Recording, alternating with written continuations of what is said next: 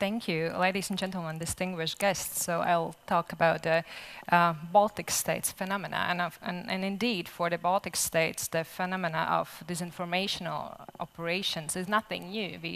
We therefore know that this is a common perception that this issue has been predominantly present in this region far away longer than the international society was actually acknowledging that. And unfortunately, we also understand that we can't tackle this only by our own. So if I mention some numerous topics that have proven to be important enough to be meddled with us constantly, so the top three would be being the enhanced NATO presence in Latvia and in the region in general, the deeper integration within the EU, the disinformation being spread about the EU leading our country to bankruptcy or even the loss of sovereignty, and of course the countless myths and lies about the threats and bans, human rights violations against the Russian minority here in Latvia and also other Baltic states.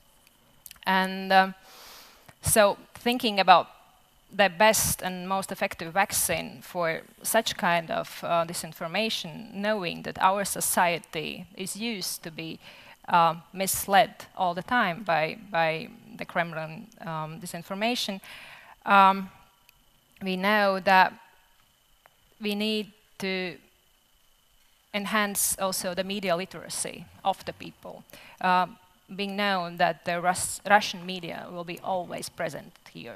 It's not only 1 or 2 TV channels. These are 20 and even more TV channels, which are actually being seen in people's everyday life. Therefore, for me as a politician and also the lawmaker, it's important to see what we can adapt by the law. It's not only talking and thinking, it's really lawmaking. And for example, right now or tomorrow, we will adapt some changes to our media law, which are bound by provisions of the Audiovisual Media Service Directive, but still we somehow try to strengthen our regulator to also to cooperate with the other regulators. You might know that the Russian TV channels broadcasting here in Latvia are licensed not by Russia, they are licensed by British regulators, by Swedish regulators, also other EU country regulators.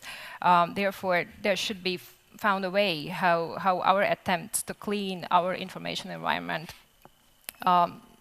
depends also of the willingness and understandability of the other regulators.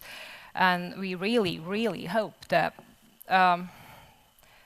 the witness and the necessity of the level will be also understood in other countries on a political level as well, and that we can also look at the directive with some kind of other eyes from today's perspective, seeing that some issues of the directive after understanding the Kremlin threats maybe should be changed.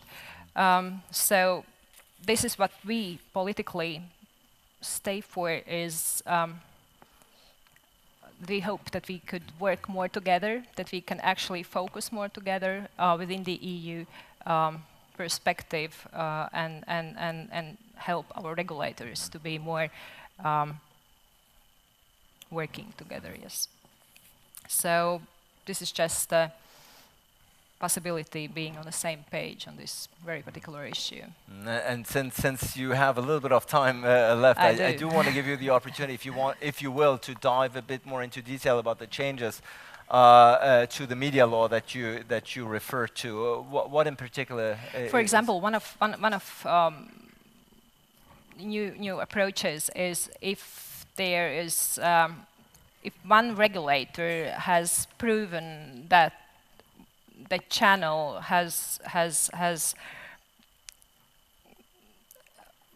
for example, spreading this harassment information, then the other regulator or the Latvian regulator can use this as a proof, not to go all the procedure from the very beginning. For example, if the Lithuanian regulator has proven that one of the Kremlin channels which are registered, for example, in Sweden, and closed the channel for a particular reason for some several months, so the Latvian regulator can use these proofs if the same TV channel was spreading the news here.